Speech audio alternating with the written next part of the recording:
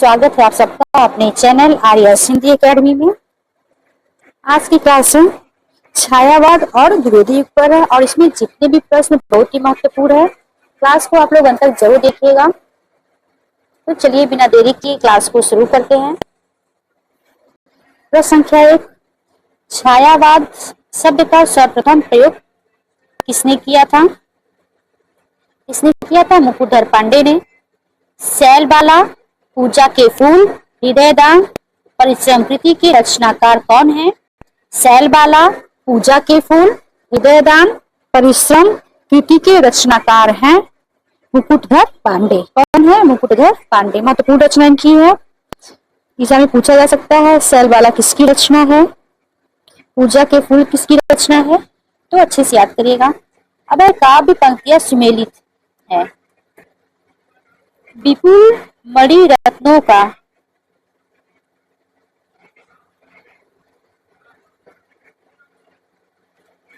विपुल मणि रत्नों का छवि जाल किसका है? ये पंत जी का है। विपुल मणि रत्नों का छवि जाल ये पंत जी की रचना है।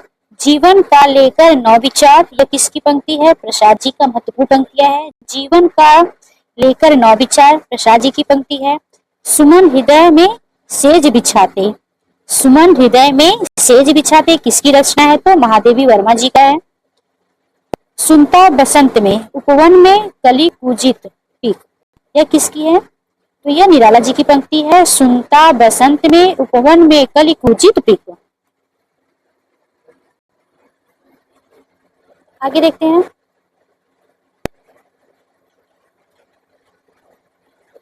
छायावाद स्थूल के प्रति सूक्ष्म का विद्रोह है यह कथन किसका एग्जाम में पूछा गया है? किसका है? डॉक्टर नगेंद्र का है। छायावाद को सत्य काव्य किसने कहा था? तो किसने कहा था? डॉक्टर रामस्वरूप चतुर्वेदी। छायावाद को राष्ट्रीय जागरण की काव्यात्मक अभिव्यक्ति कहा। किसने कहा था कि छायावाद को राष्ट्रीय जागरण की काव्यात्मक अभिव्यक्ति है? किसने कहा था? नामवर सिंह ने। किसने कहा था? डॉक्टर नामवर सिंह ने। नामवर सिंह ने कहा था छायावाद को राष्ट्रीय जागरण की काव्यात्मक अभिव्यक्ति। आगे देखते हैं।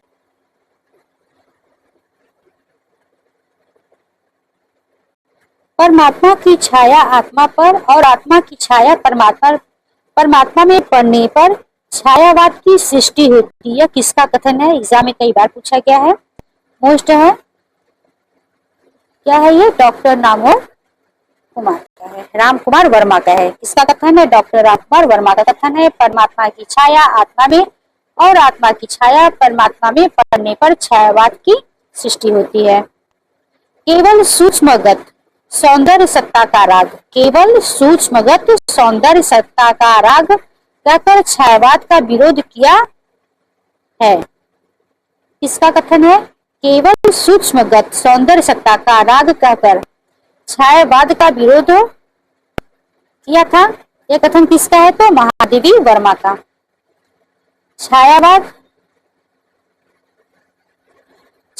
का व्यक्तित्व स्वतंत्र सामंती मर्यादाओं के विरुद्ध बहुत बड़ा कदम था यह कथन किसका है? तो डॉक्टर नामवर सिंह का है। आगे देखते हैं दूसरा प्रश्न। छायावाद का व्यक्ति स्वतंत्र सामंती मर्यादाओं के विरुद्ध बहुत बड़ा कदम था यह कथन रामवर सिंह का था। अच्छा, रामचंद्र शुक्ल के अनुसार छायावाद में प्राप्त होने वाली प्रतीक शैली पर प्रभाव है। किसका प्रभाव है? रामचंद्र शुक्ल जी ने क्या कहा था? छायावाद में प्राप्त होने वाली प्रतीक शैली पर प्रभाव है। किसका प्रभाव है? तो फ्रांसीसी साहित्य का प्रभाव है। किसने कहा था? रामचंद्र शुक्ल ने कहा था। छायावाद बड़ी सहृदयता के साथ प्रभाव साम्य पर ही विशेष लक्ष्य रखकर चला। छायावाद बड़ी सहृदयता के साथ प्रभाव साम्य पर ही लक्ष्य रखकर चला यह कथन किसका है? तो किसका है? आचार्य रामचंद्र शुक्ल का है। दूसरा कथन देखिए। छायावादी युग का प्रवर्तक माना जाता है। किसे माना जाता है? तो जय शंकर प्रसाद को।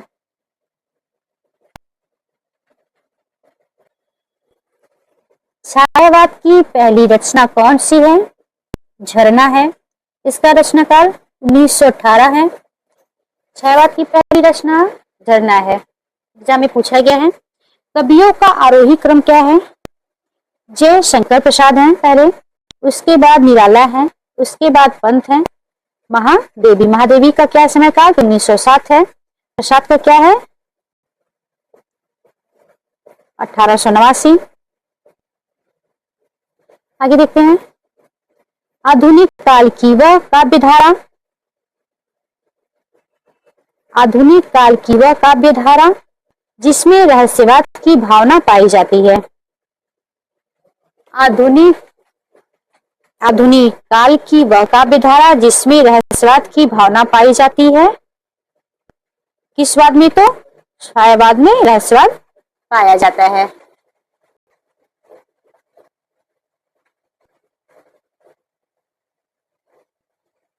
आगे देखते हैं दूसरा प्रश्न। चित्रात्मक भाषा, लाक्षणिक पदावली, विशेषण, विपर्य, स्वच्छंद, भावावेश, मूर्त विभाग विशेषताएं किसमें पाया जाता है? तो ये सब विशेषताएं छायावाद की है। इसमें चित्रात्मकता, लाक्षणिकता, विशेषण, विपर्य, स्वच्छंद, भावावेश सारी विशेषता छायावाद में ही मिलती है। आधुनिक काल की तीसरे उत्थान की प्रमुख साहित्यिक प्रवृत्ति क्या है? तो छायावाद है। कामायनी महाकाव्य में निहित दर्शन क्या है? कामायनी महाकाव्य में निहित दर्शन क्या है? तो प्रतिभिक्षा दर्शन है। कामायनी किसकी रचना है? तो जयशंकर प्रसाद की। और महादेवी का क्या था? बौद्ध धर्म, उनका दर्शन था। अब देखते हैं कामायनी महाकाव्य में सर्गों की संख्या कितनी है? तो 15 है। सबसे पहला कौन सा सर्ग है? चिंता, आशा, श्रद्धा, काम, वासना, लज्जा, कर्म, ईर्षा, ईड़ा, स्वप्न, संघर्ष, निर्वेद, दर्शन, रहस्य, आनंद। ऐसे 3-3 करके आप लोग याद करिए, अच्छे से याद होगा। चिंता, आशा, श्रद्धा, काम, वासना, लज्जा, कर्म, ईर्षा, ईड़ा, स्वप्न, यहाँ पे भी यहाँ पे देखिए, स्वप्न, संघर्ष, निर्वेद, दर्शन, रहस्य, आनंद। कामायनी को मानवता का रसात्मक इतिहास किसने कहा था? किसने कहा था कामायनी को कि मानवता का रसात्मक इतिहास है? तो किसने कहा? नंदुलारे वाजपेयी ने। इन्होंने कहा था कामायनी को कि कामायनी मानवता का रसात्मक इतिहास है। कामायनी को छायावाद का उपनिषद किसने कहा था? शांतिप्रिय द्विवेदी ने। कामायनी को असफल काव्य कृति किसने कहा था? तो इंद्र मदान ने कहा था। किसने कहा था? इंद्र मदान ने। कामायनी में श्रद्धा तथा मनु किसके प्रतीक हैं? हृदय और मन के। कितने हृदय के मधुर मिलन, क्रंदन करते वन विरोह को। इस काव्य पंक्ति के रचयिता कौन है? तो जयशंकर प्रसाद। महत्वपूर्ण है। कितने हृदय के मधुर मिलन, कितने हृदय के मधुर मिलन, यह जयशंकर प्रसाद का क्या है? पंक्ति है।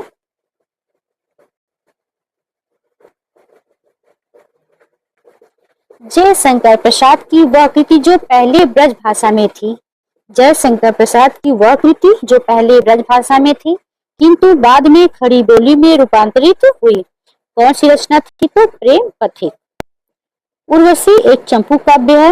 वन मिलन, प्रेम राज्य, अयोध्या का उद्धार, शोकोच्छ्वास, बब्रुवाहन, कानन कुसुम, कौगालय, महाराजा का महत्व के रचनाकार कौन है? जयशंकर प्रसाद। जितनी भी रचनाएं बहुत ही महत्वपूर्ण है। उर्वशी तो रामधारी सिंह दिनकर जी का भी की है, उनकी भी रचना है। बब्रुवाहन महत्वपूर्ण है। कानन कुसुम, कौगालय, प्रेम राज्य, अयोध्या का उद्धार, महाराणा का महत्व, ये भी महत्वपूर्ण है। प्रेम राज्य ये भी महत्वपूर्ण है। अच्छे से याद करिएगा आप लोग।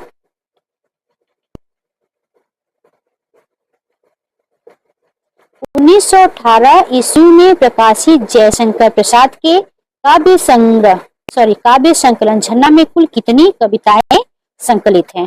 कितनी कविताएं संकलित है? तो 24 कविताएं संकलित हैं। कितनी कविताएं संकलित हैं? 24। प्रसाद द्वारा रचित आंसू है कैसा काव्य है? तो ये विरह काव्य है आंसू। यामा, दीपशिखा, नीरजा, सांदगीत, सतरला, निहार रश्मि आदि रचनाएं किसकी है? तो महादेवी वर्मा जी का है।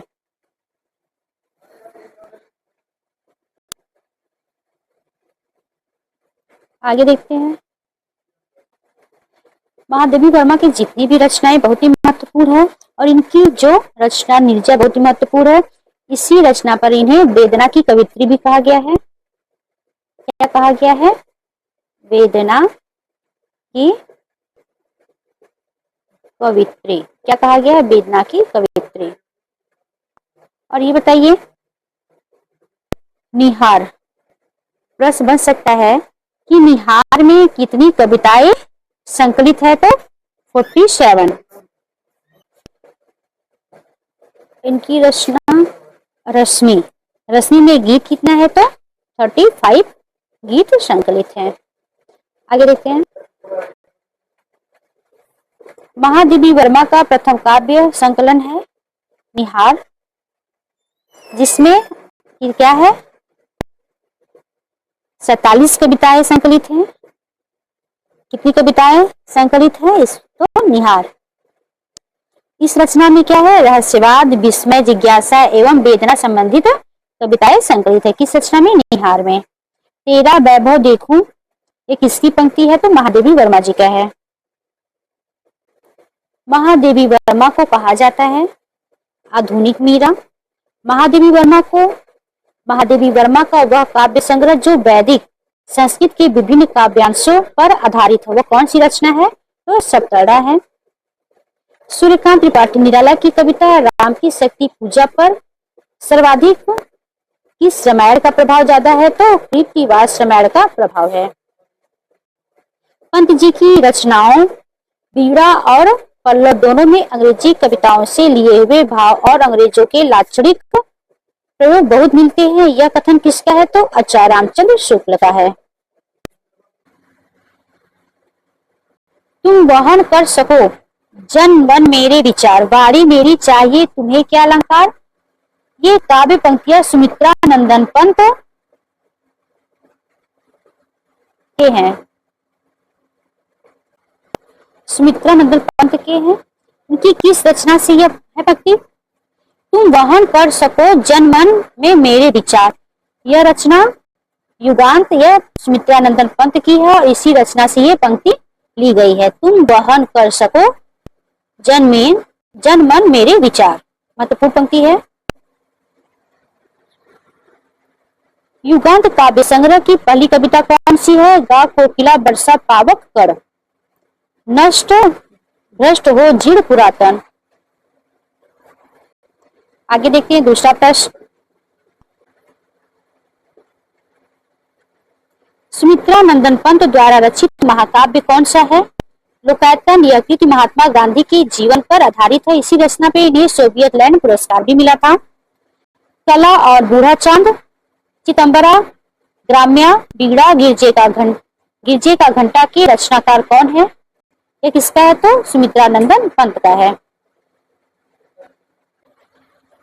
कला और बूढ़ा चांद महत्वपूर्ण रचनाएं की है। चिदंबरा, ग्राम्या, बिगड़ा, गिरजे का घंटा, जितनी भी रचनाएं सब महत्वपूर्ण है। आगे देखते हैं। सुमित्रा नंदन पंत को ज्ञानपीठ पुरस्कार मिला था किस रचना के लिए? तो चिदंबरा की है। चिदंबरा क्या है? काव्य कृति है। सुमित्रा नंदन पंत की पहली कविता कौन सी है? तो गिरजे का घंटा है, महत्वपूर्ण रचना है। प्रश्न बन सकता है कि सुमित्रा नंदन पंत की पहली कविता कौन सी है? तो गिरजे का घंटा। कविता करने की प्रेरणा मुझे सबसे पहले प्रकृति निरीक्षण से मिली, जिसका श्रेय मेरी जन्मभूमि पूर्वांचल प्रदेश को है। यह कथन किसका है? तो सुमित्रा नंदन पंत का है। वह कृति जिस पर सुमित्रा नंदन पंत को सोवियत लैंड पुरस्कार मिला था तो लोकायतन के लिए। लोकायतन।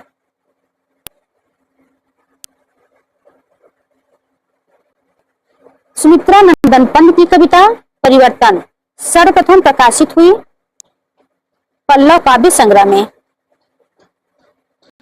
किसमें प्रकाशित हुई थी? तो पल्लव इनका काव्य संग्रह है, परिवर्तन उसी में प्रकाशित हुई थी। महत्वपूर्ण कविता परिवर्तन।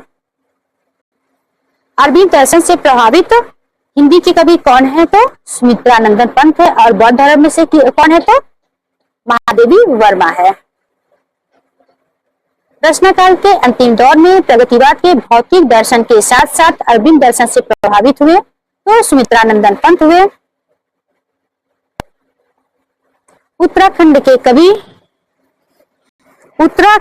कवि जिन्हें छायावाद प्रगतिवाद के संधि स्थल कवि कहा जाता है, किसे कहा जाता है? सुमित्रानंदन पंत को कहा जाता है।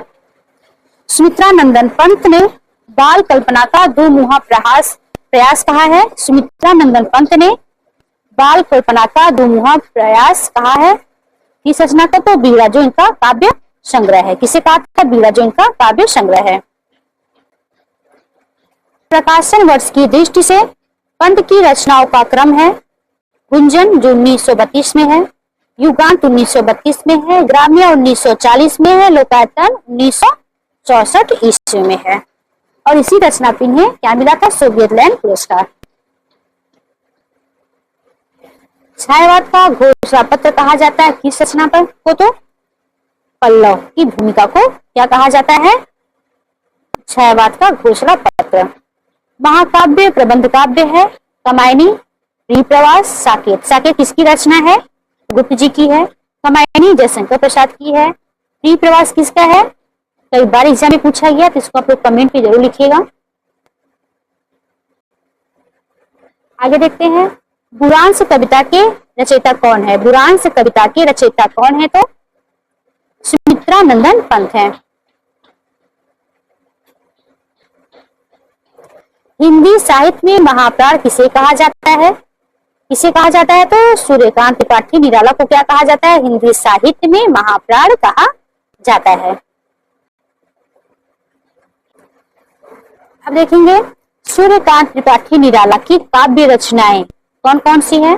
अनामिका, परिमल, गीतिका, तुलसीदास, कुकुरमुत्ता, राम की शक्ति पूजा, बेला, अर्चना, आराधना इत्यादि महत्वपूर्ण इनकी रचनाएं हैं। जितनी भी रचनाएं बहुत ही महत्वपूर्ण है, इसको आप लोग अच्छे से याद करिएगा। गीत कुंज काव्य संग्रह के रचयिता कौन है? गीत कुंज काव्य संग्रह के रचयिता कौन है? गीत कुंज कौन है? तो सूर्यकांत त्रिपाठी निराला है। नए पत्ते, पंचवटी प्रसंग काव्य के रचनाकार कौन है? कौन है? निराला। और एक रचना है, बस क्या नाम है? पंचवटी। किसकी रचना है? तो आप उसको कमेंट में जरूर लिखिएगा। क्या लिखेंगे? कमेंट में जरूर लिखिएगा। पंचवटी प्रसंग तो हो गया निराला जी का, लेकिन पंचवटी किसकी रचना है? परिमल तथा अरिमा काव्यकृत के रचनाकार कौन है? कौन है? तो निराला जी हैं। पेट पीठ दोनों मिलकर हैं एक, चल रहा लकुटिया टेक, इस काव्य पंक्ति की रचनाकार निराला जी है। इसमें चित्र किसका है? भिक्षुक वर्ग की दयनीय स्थिति का चित्र किया गया है। पेट पीठ दोनों मिलकर है एक, यह पंक्ति किसकी है? तो यह निराला जी की है। सूर्यकांत त्रिपाठी निराला का जन्म कहाँ हुआ था? तो महिषादल, मेदिनीपुर, पश्चिम बंगाल में हुआ था। साहित्यिक क्षेत्र में सर्वाधिक विरोध हुआ था, किसका हुआ था? सूर्यकांत त्रिपाठी निराला जी का।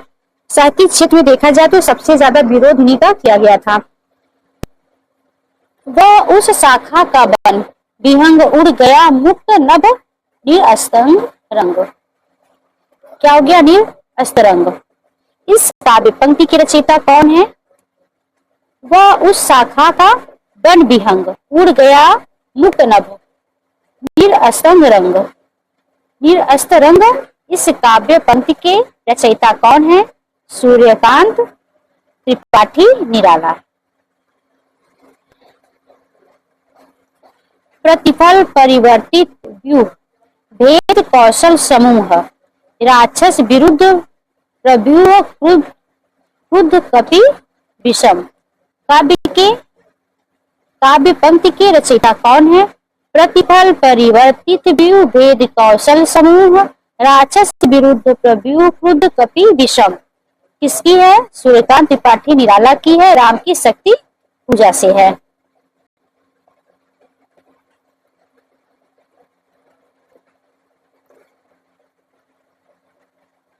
राम की शक्ति पूजा का प्रकाशन वर्ष क्या है? तो 1936। महत्वपूर्ण रचना है। निराला की लंबी कविता कौन सी है? तो सरोज स्मृति, कुकुर मुत्ता, राम की शक्ति पूजा। निराला द्वारा रचित बादल राग। निराला द्वारा रचित बादल राग कविता का संबंध किससे? प्रकृति के सौंदर्य से। यह है उपाय का उठे राम जो मंद्रित घन, कहती थी माता मुझको सदा राजीव नयन। यह काव्य पंक्ति है, किससे है? तो निराला जी की है। और किसकी है? किस रचना से है? तो राम की शक्ति पूजा से है। धिक धिक धिक जीवन जो पाता ही आया है विरोध। इस काव्य पंक्ति की रचयिता कौन है? तो सूर्यकांत त्रिपाठी निराला है। धिक जीवन जो पाता ही आया महत्वपूर्ण पंक्ति है।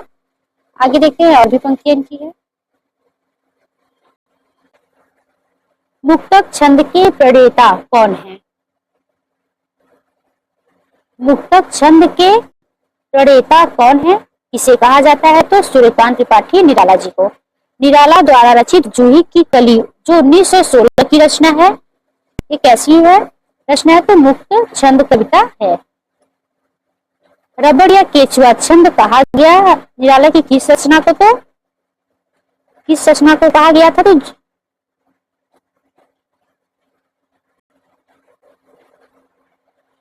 इसे कहा गया मुक्त छंद, जूही की कली।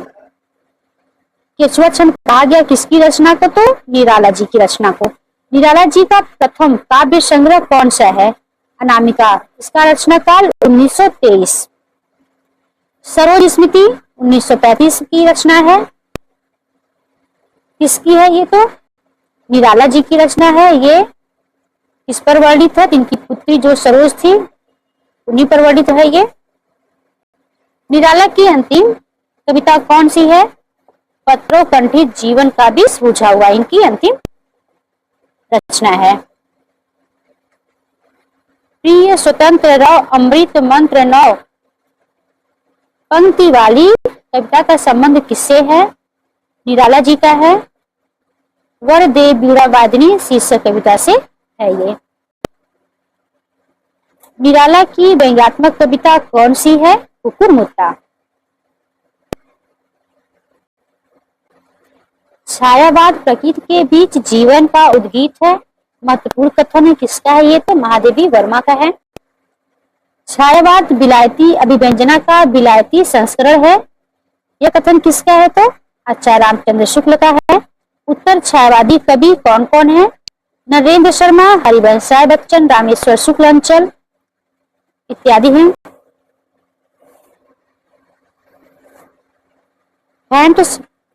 हैंड समाटा का संबंध है। हैंड समाटा का संबंध किससे है? छायावादी काव्य आंदोलन से है। आगे देखते हैं दूसरा प्रश्न। राष्ट्रीय संस्कृत काव्य धारा के रचनाकार कौन कौन है? माखनलाल चतुर्वेदी, बाल कृष्ण शर्मा नवीन, सोहन लाल द्विवेदी, सुभद्रा कुमारी चौहान, उदय शंकर भट्ट इत्यादि हैं। राष्ट्रीय संस्कृत काव्य धारा की रचनाएं कौन कौन सी? हम विश्व पाई जन्म के किसकी रचना है? तो यह बालकृष्ण शर्मा नवीन का है। सूत की माला किसका है? बच्चन सिंह का है। विसर्जन उदय शंकर भट्ट का है। विजय विसर्जन इसकी महत्वपूर्ण रचनाएं हैं। अब देखेंगे छायावाद को हम लोगों ने फर्स्ट रिवीजन उसका कर लिया है। अब देखेंगे द्विवेदी युग पर महत्वपूर्ण प्रश्न देखेंगे। इसका फर्स्ट रिवीजन जल्दी करेंगे लोग। द्विवेदी युग का नामकरण हुआ किसके नाम पर हुआ था? महादेवी प्रसाद द्विवेदी के नाम पर द्विवेदी युग का नामकरण हुआ था। द्विवेदी युगीन वह कवि जिन्होंने अपना पूरा काव्य ब्रज भाषा में लिखा है तो जयशंकर प्रसाद जगन्नाथ दास रत्नाकर। द्विवेदी युग का एक अन्य नाम है जागरण सुधार काल। द्विवेदी युग के साहित्यकार जिन्हें कविता कामिनी कांत, भारतेंदु, प्रज्ञेंदु, साहित्य सुधाकर उपाधियों से विभूषित किया गया था, कौन है? नाथूराम शर्मा है। कौन है? नाथूराम शर्मा है।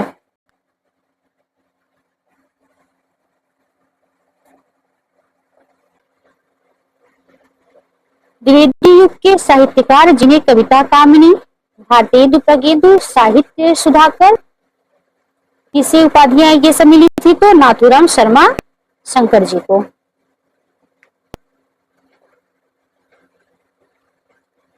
ज्ञान राशि के संचित कोश ही का नाम साहित्य किसका है? कथन तो महावीर प्रसाद द्विवेदी जी का है। आगे देख, आचार्य महावीर प्रसाद द्विवेदी द्वारा रचित अर्थशास्त्र विषयक ग्रंथ है। कैसा है? तो संपत्ति शास्त्र। प्राचीन पंडित और कवि किसकी रचना है? आचार्य महावीर प्रसाद द्विवेदी जी की है। जूही की कली कविता निराला द्वारा रचित।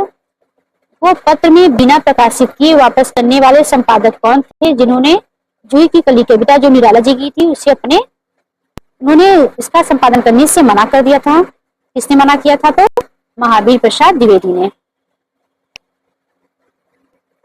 अंतःकरण की वृत्तियों के चित्र का नाम कविता है, यह कथन किसका है? तो महावीर प्रसाद द्विवेदी जी। द्विवेदी युगीन कवि कौन कौन है? अयोध्या सिंह उपाध्याय, हरिऔध, मैथिली षड़गुप्त, राम नरेश त्रिपाठी। इनकी महत्वपूर्ण रचनाएं हैं कौन कौन सी? स्वप्न मानसी, श्रीधर पाठक, गोपाल शरण सिंह, लोचन प्रसाद पांडे, मुकुटधर पांडे।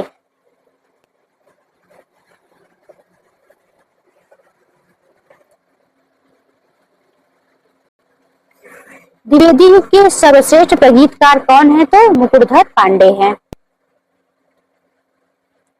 वह कवि जिनकी रचनाओं में छायावाद का पूर्वाभास मिलता है कौन है? मुकुटधर पांडे। कौन है? तो मुकुटधर पांडे हैं। आचार्य रामचंद्र शुक्ल के अनुसार स्वच्छंदतावाद के प्रवर्तक कौन है? श्रीधर पाठक हैं। श्रीधर पाठक की महत्वपूर्ण रचनाएं कौन कौन सी हैं? चलिए देखते हैं। जगत सच्चाई सार, कश्मीर या काश्मीर सुषमा, भारत गीत, गुणवंत, हेमंत, वनाष्टक, देहरादून, मनोविनोद, गोखले, गुआष्टक इत्यादि। आगे देखते हैं। अयोध्या सिंह उपाध्याय हरिऔध कृत काव्योपन प्रकाशन वर्ष क्या है? 1909 में।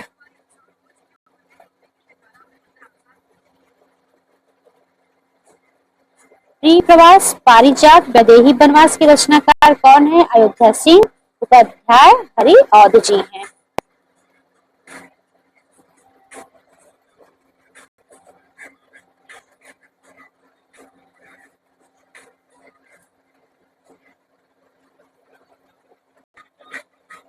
खड़ी बोली हिंदी का प्रथम काव्य है प्रिय प्रवास। इसका पहले नाम क्या था? ब्रजांगना विलास। प्रिय प्रवास का पहले नाम क्या था? ब्रजांगना विलास था, विलाप था। प्रिय प्रवास का प्रकाशन वर्ष क्या है? 1900 क्या है? 14 ईस्वी। प्रिय प्रवास में सर्गों की संख्या कितनी है? 17 सर्ग हैं। कितने सर्ग हैं? तो 17। कृष्ण शतक, रसिक रहस्य, चुगते चौपते, चोखे चौपते, रस कलश काव्य के रचनाकार कौन है? कृष्ण शतक महत्वपूर्ण है, रसिक रहस्य भी महत्वपूर्ण है। इसके रचनाकार कौन है? हरिऔध। दिवस का अवसान समीप था, गगन था कुछ लोहित हो चला, इस काव्य पंक्ति के रचनाकार कौन है? हरिऔध जी हैं, जो इनके प्रबंध काव्य प्रिय प्रवास से है। हरिऔध की रचना प्रिय प्रवास में राधा का स्वरूप कैसा है? तो समाज सेविका का है। द्विवेदी युग की कविता क्या है? उपदेशात्मक एवं इतिवृत्तात्मक। इतिवृत्तात्मक द्विवेदी युग की सबसे महत्वपूर्ण विशेषता है। मधु उपनाम से काव्य अनुवाद करने वाले कवि कौन है? मैथिली षड़गुप्त। द्विवेदी युगीन वह कवि जिन्हें हर गीतिका छंद का बादशाह कहा जाता है कौन है? मैथिली षड़गुप्त। वे धर्म में विशिष्टाद्वैतवादी, विचारों में गांधीवादी और साहित्य में अभिधावादी है। यह कथन मैथिली षड़गुप्त के बारे में किसने कहा था? तो डॉक्टर बच्चन सिंह ने कहा था।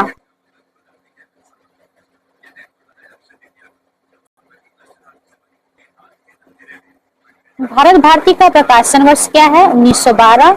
इसमें राष्ट्रीय भावना की रूपरेखा का प्रस्तुत है। राजपूत आन की कथा है, मैथिली सरगुप्त की काव्य कृति है। क्या है? राजपूत की आन कथा किसकी है? मैथिली सरगुप्त की काव्य कृति रंग में भंग में संकलित है। आगे देखते हैं। किसान, यशोधरा, पंचवटी, साकेत, जय भारत, सिद्धराज, हिडिंबा, कुणाल, द्वापर इत्यादि काव्य रचनाएं किसकी है? तो मैथिली शरणगुप्त की है। आगे देख, मैथिली शरणगुप्त की रचनाएं जो महाभारत की कथा पर आधारित है। मैथिली शरणगुप्त की रचनाएं जो महाभारत पर आधारित है, कौन कौन सी है? वन वैभव, शैरंध्री, वक्र संहार किस पर आधारित है? महाभारत पर।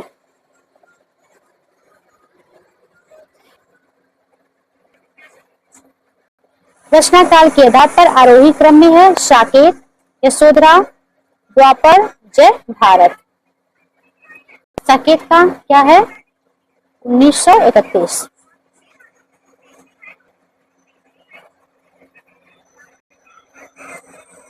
यशोधरा का 32 है, द्वापर का 36, जय भारत का 47। मैथिली शरणगुप्त द्वारा रचित जयद्रथ वध है, कैसा काव्य है? तो ये खंड काव्य है। प्रकाशन वर्ष के अनुसार काव्य कृतियों का क्रमशः है भारत भारती जो 1912 की रचना है, साकेत 1931 की रचना है, यशोधरा 1932 की है, जय भारत क्या है?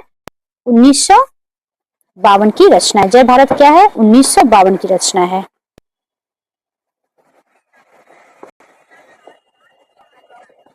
आगे देखते हैं। साकेत महाकाव्य। साकेत महाकाव्य का सर्वाधिक मार्मिक सर्ग कौन सा है? साकेत का सर्वाधिक मार्मिक सर्ग कौन सा है? तो नवम सर्ग है। साकेत की कथा का मुख्य संबंध जुड़ा है लक्ष्मण और उर्मिला के चरित्र से। आगे देखते हैं। साकेत की रचना का मुख्य उद्देश्य था अपेक्षित नारी उर्मिला को महत्व देना। द्विवेदी युग के संपूर्ण प्रतिनिधि कवि है मैथिली शरणगुप्त। हम कौन थे, क्या हो गए और क्या होंगे अभी, आओ विचारे आज मिलकर। ये समस्या सभी है किसकी काव्य पंक्ति है? मैथिली शरणगुप्त की। आज के लिए इतना ही। मेरी वीडियो आप लोग को अच्छी लगे तो लाइक सब्सक्राइब जरूर करिएगा। तब तक के लिए नमस्कार।